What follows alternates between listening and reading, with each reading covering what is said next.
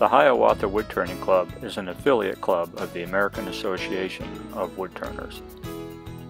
Woodturning can be a dangerous endeavor. We encourage you to seek out training from experienced trainers, like those that can be found at an affiliate club of the American Association of Woodturners. In mid-October of 2018, the Hiawatha Woodturning Club moved from its current location in Moran, Michigan, to the Lasalle High School in Saint Ignace, Michigan. On the day following the move, Steve Promo did a series of woodturning demonstrations for the students in the woodworking program of the high school. Steve started each of the demonstrations with a little chalk talk in the classroom to begin the program. So following the classroom discussion, we're all off to the shop to begin our first demonstration. But what I do know is a little bit about turning, learned it the hard way. And one of the first things I know is you better have safety glasses on, okay? And if you're working with toxic woods, things like the mahoganies, you really should wear a dust mask, because the rosewoods in particular, cocobolo rosewood, is horrible. And it really will make your nose burn, make you cough, make your eyes water, and that can get pretty serious if you keep working with it. It can be bad. So this is the lathe. This is the headstock end that has the motor that powers the work. This is the tailstock end, and there's a ball bearing here that just lets it rotate on the tailstock end. And when I crank this up tight, it traps the wood between the two places and lets it revolve. And I have a switch back here. I can make the wood spin. Now a good lathe will be quiet like this. It won't vibrate. It has enough weight that the work you're doing won't shake. There shouldn't be much shaking going on. And small lathes are generally good for small work. If you want to do big work, you need a big lathe that's real heavy, okay? And when you do little work, you need high speed. Like if I'm turning ink pens, I need 4,000 RPMs. But if I'm turning a big platter, I only need 50 RPMs. So you want to always make sure the lathe, whoever used it before you go put your bowl on there and turn it on, you want to make sure what speed that thing's on, safety-wise, so that you don't get caught with high speed in a big project that could fly off there, okay? So at home yesterday, I took a piece of wood and I split it with an axe, and it was all irregular shaped. And I put it on my lathe at home and I made it round to save us a little time today, so I'd have time to do this. And this is your tool rest. This is your fulcrum that moves. Okay, so my tool sits on this and I can lock it anywhere along the way. And this is our project today. This is a carving mallet. Hold it in your hand and you tap on chisels with it when you're carving. So we're going to turn a mallet out of this block of wood, okay? Not hard. This particular wood came from Oklahoma. It's called Osage orange. And if you ever get out to Oklahoma, there are a whole tribe of Indians out there called the Osage Indians. And there's Osage County. And Osage only grows at the low points where the land sheds its rain down into little creeks and valleys, because there isn't enough rain to support the tree unless it's in a ravine of some kind. So when you go out there, you'll see Osage, and they have like big green apples on them that the horses like to stomp with their hoof and eat. So they call them horse apples too. And it does grow in lower Michigan, down by Coldwater, Tacoma. It's extraordinarily hard. And that's why it makes such a great mallet, because then it doesn't dent. And it's heavy. It'll sink if you put this in a bucket of water. It's quite heavy. I'll pass that around so you guys can feel what it feels like. And yesterday when I roughed it out, I brought two pieces of wood with me that were cut off the ends, these two. Take a listen. It sound like a cue ball or something really hard? It is. Pass those around too. And anyway, that's why I chose this for mallet. A good local wood would be our local ironwood, would make good mallets here, okay? Or hard maple. So I'm not going to talk too much anymore. I'm just going to start shaving wood off. And if you ever been to Frenchie's haircutting shop here, any of you guys? Everybody knows Frenchie. Guess what wood turning is like? Getting a haircut. You can't put it back on the head after it's on the floor of the barber shop, right? Same here. So wood turning is a subtractive process. Once you take it away, it's gone. pretty hard to glue it back on. You can glue a new board on, but it's hard to glue the shavings back on. So what I'm doing is turning away everything that's not a mallet. All right, here we go. So I'm going to try not to get Tom's camera full of shavings here. So what's the process? Tools on the rest first, right? Then put my hand on top and anchor it down there. Then what? Bevel. So because I'm round, I can rub a bevel. So I have to raise the handle till it starts to cut, and it's at that point that I'm rubbing the bevel. Okay? So I'm taking a real nice light cut. Can anybody see what I'm doing? Making it smaller, right? Okay? I can move the tool rest over to the other side and do the same thing over there. I'm getting stuff on my black shirt too, it's great.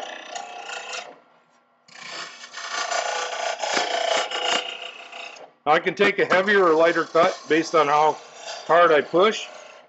And it's for that reason that girls make better beginning wood turners than boys. Why is that?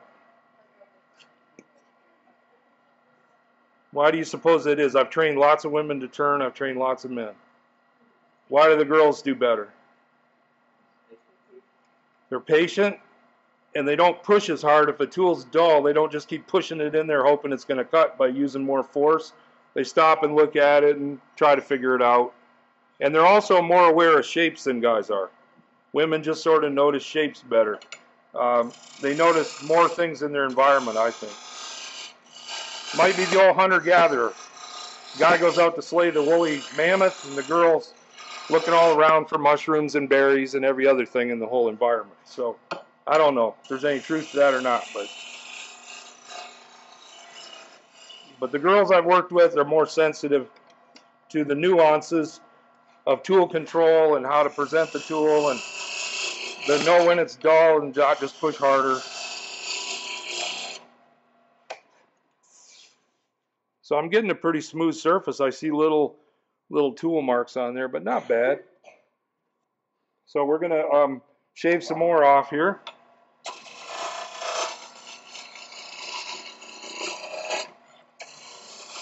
I assure you this is more fun for me than it is for you watching, even though I'm getting it in the nose. Now you should probably, when you're just starting out, wear a face mask, you know, a plastic shield over your eyes and such. You can also stick your pinky up in the air and that'll help knock down some of the shaving. This is a small lathe, so you can only take so much off or you'll stall the lathe. My lathe at home is enormous, it's got tons of horsepower, and I can peel a really heavy shaving. So I'm going nice and slow, just trying to whittle it down.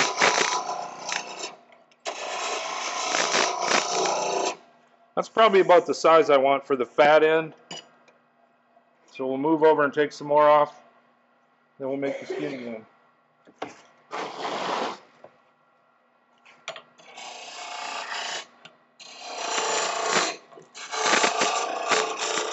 You can cut in either direction, left or right. And when I cut this way, I roll the tool slightly in that direction. When I cut the other way, I roll it in that direction. But I'm still rubbing the bevel.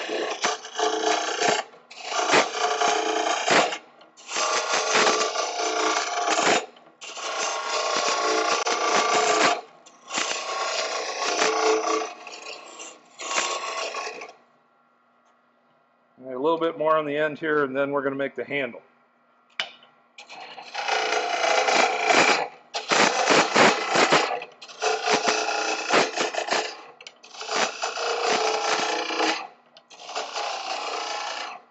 There, that's pretty good all the way across.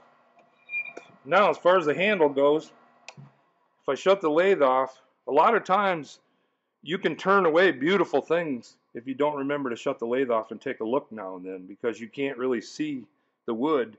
So you could turn away the prettiest part and by accident. So it's a good idea to shut it off and take a look. I see right here I have a little knot. And I wouldn't want that on the top of the mallet. I wouldn't want it on the handle either. So I'm probably going to shorten it up and get rid of that knot.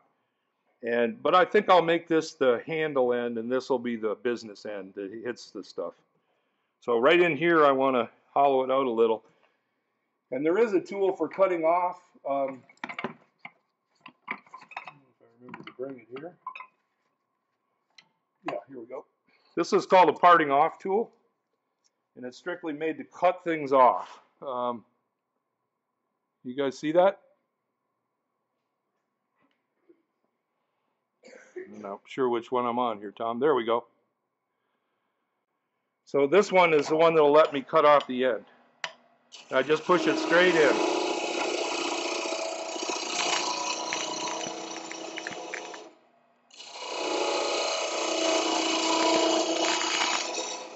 And as it goes in, I'm raising the handle to keep the bevel rubbing. You see that action? Okay, so now we're going to whittle this end down for the handle.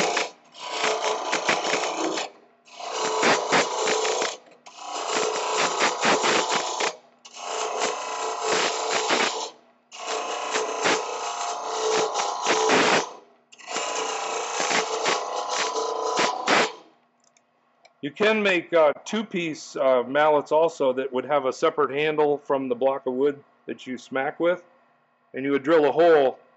It's like a judge's gavel. It would look like that. So you don't have to be a one piece.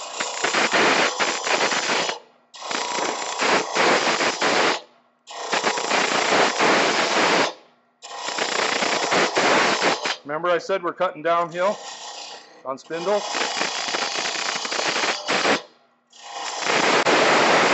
So what do I do when I get right here? Start on the other side and come down to the low point, right? So if I tried to do it the other way around, I would probably tear some fibers.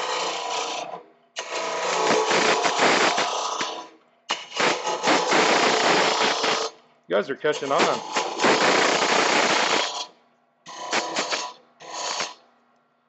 Okay, that's getting close. And now I'm going to define the back end of the handle. And for that, I just need a little gouge. I put masking tape on the end of these so when I was coming here today, I wouldn't bang into them and dull them up. But we have a grinder right there, and if this thing gets acting dull, I'll sharpen it and then go right back to work. So I don't wait till it's really dull before I sharpen. So I'm now cutting into the end of the handle.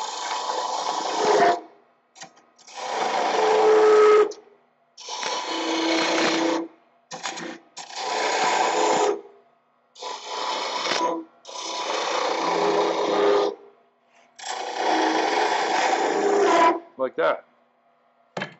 Okay, and we're going to make the handle a little skinnier, and then we're going to make that surface a little better on there, and I think we're in good shape. Do a little sanding and we'll polish it up.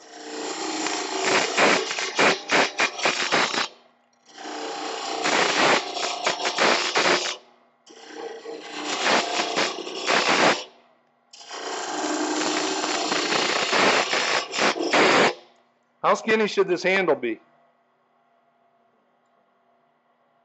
Who's it for? Isn't that the question you'd want to know?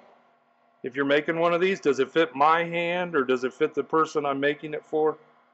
So if the person's small, they have a small hand, I'd make this handle a little smaller so it fits their hand nicely when they're using it. So there is no right answer to that question. It's just whoever you're making it for, okay? Now you can get the handle so thin that it's fragile, that it'll break when it falls off the bench. So you don't want to do that. You want to leave enough meat there.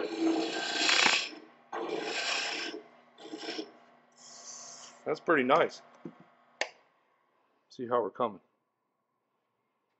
I don't know if you guys can see the grain of that wood or not, but it sure is pretty.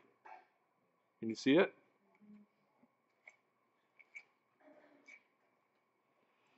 Okay, any chance we got any baling wire around here, Mr. Postman? I forgot to bring a piece of wire with me. Piece of, yeah, a coat hanger, anything like that. Okay. So we're going to work a little on the top of the mallet while he's looking for that. We're just going to smooth this thing out a little.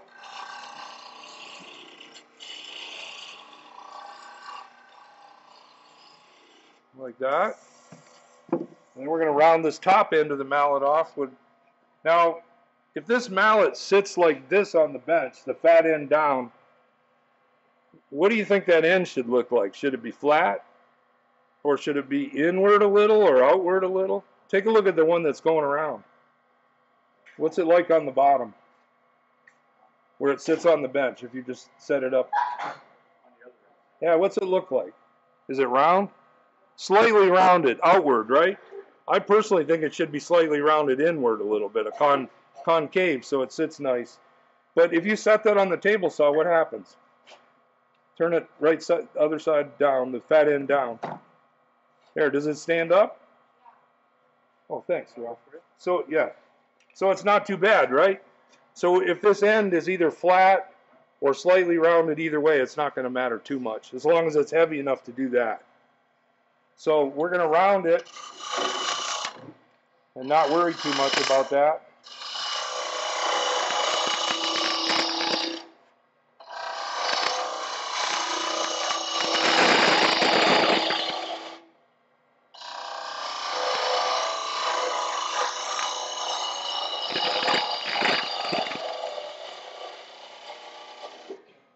How's that look?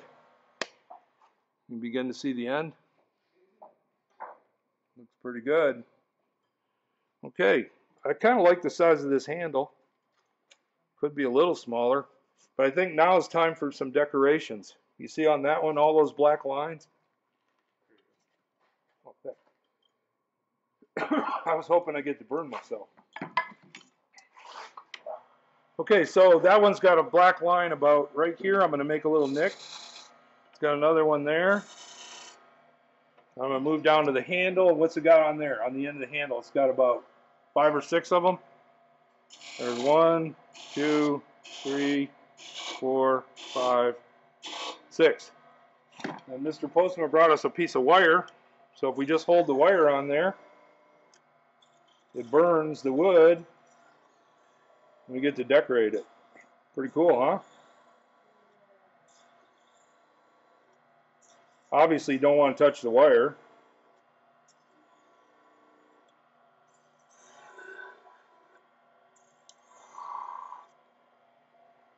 How's that? Looks a little spiffier, doesn't it? I like that. That's not a modern word, I know. Sorry about that. I'm an old guy. All right. And then the last thing, I want to take a little more off each end, and then I want to sand it, and then we're going to actually put the varnish on in about 1 minute, and it'll be dry. Okay, so I'm going to doctor the ends for just a minute, and this is another tool for cutting things off. I'm going to get there. You got to move opposite what you think here. Okay, this is made out of a flat piece of metal, a homemade little tool. And I just want to make sure that's dished in a little bit on the top right there. I'm going to do the same thing on the bottom.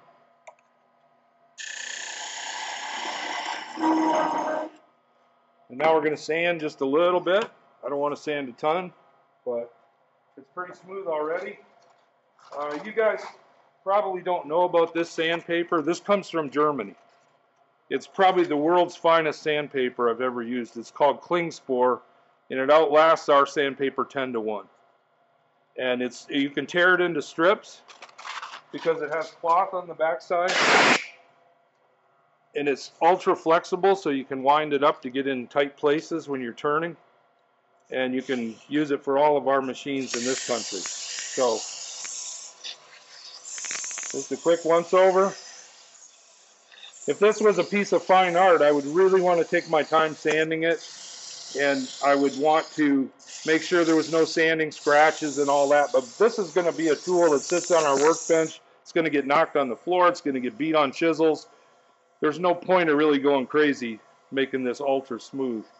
But that was 120 paper, and we're going to go with, here's 320.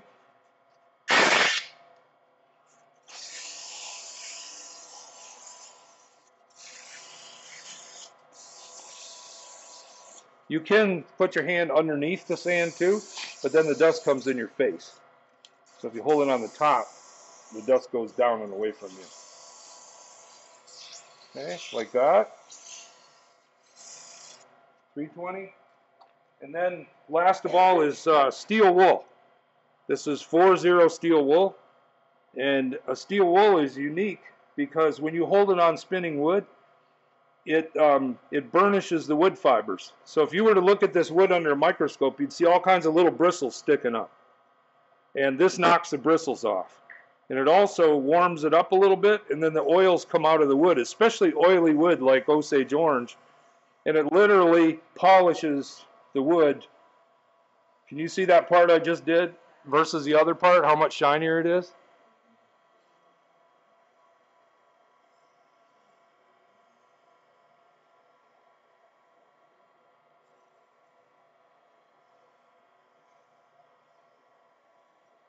Getting really smooth and shiny. Let's shut it off for a minute, take a look. How's that look? Ooh, got a few little tool marks in here that I'm not going to worry about, but otherwise a usable mallet. So, what is my recipe for my polish? Soy sauce jar. Okay, and I make 3 lines on it, equal distance up from the bottom. The first line gets pure alcohol. Okay, methanol, the kind you rub on when they take your blood, methanol. But it can't have any water in it. It has to be denatured alcohol. Okay, the second part is shellac. Doesn't matter what color. And the third part is linseed oil. Equal amounts, all 3. Put them in there. It could be the whole jar full, so it could be divide the jar into thirds. It's however much of it you want to make. But I find these bottles work really well. And you just take a rag and dump a little bit out on the rag. Saturate it pretty good, the rag here. And then I like to put the first coat on with the lathe off, just so that I'm sure I got good coverage of the end grain. Because this stuff dries so quick that it can actually dry before it soaks in. Okay.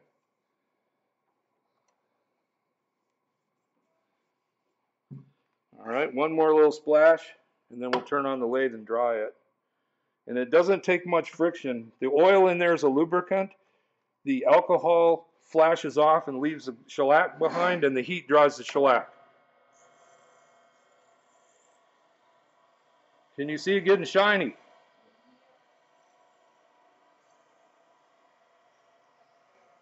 That's called friction polish, okay?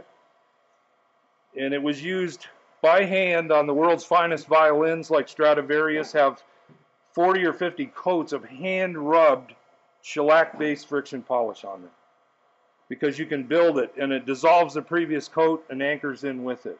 It's probably one of the finest finishes. Only one problem, you have alcohol on your hands of any kind and touch it, you have a ring. You know, so that's a disadvantage. There. How's that look? Not so bad, huh? Done this before. Okay, now we're going to whittle down the connection at this end and that end. And if I were a high school shop teacher, I wouldn't let you do this. I'd make you saw that off, okay, off the machine. But I'm going to take it down to about an 1/8 inch connection at each end. Get it down, that's about a 1/4 inch.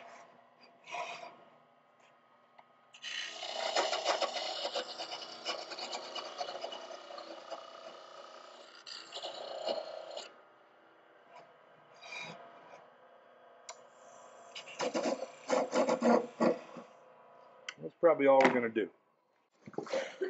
Here we go. Here we go. You guys familiar with these? Any of you go backpacking or hiking? Get you some of these. They come longer. They come apart for backpacking. And they're made in Asia. And they cut when you pull, not when you push. So they're ultra thin. Okay? And they have very tiny teeth. They're extraordinarily smooth cutting little saws. And they're $20 at Home Depot and Lowe's. So if you really want one, get one. And they are the greatest. So just going to saw it off. I have to take a little pressure off here.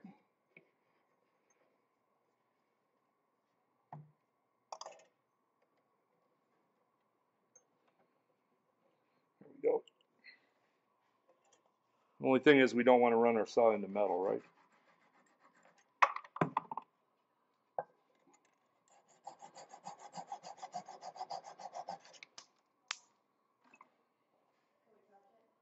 You can have it. And the only other tool that I would recommend you have in your arsenal is a flap wheel. You buy these at Ace Hardware. And our lathe has a Jacob's chuck. Okay? And we can put the Jacob's chuck in this end and put the flap wheel in it. And we can polish the end. We did it. The Hiawatha Woodturning Club and its members would really like to thank the Lasalle High School in Saint Ignace, Michigan for hosting us in our new location. We look forward to many years of cooperation between the two groups.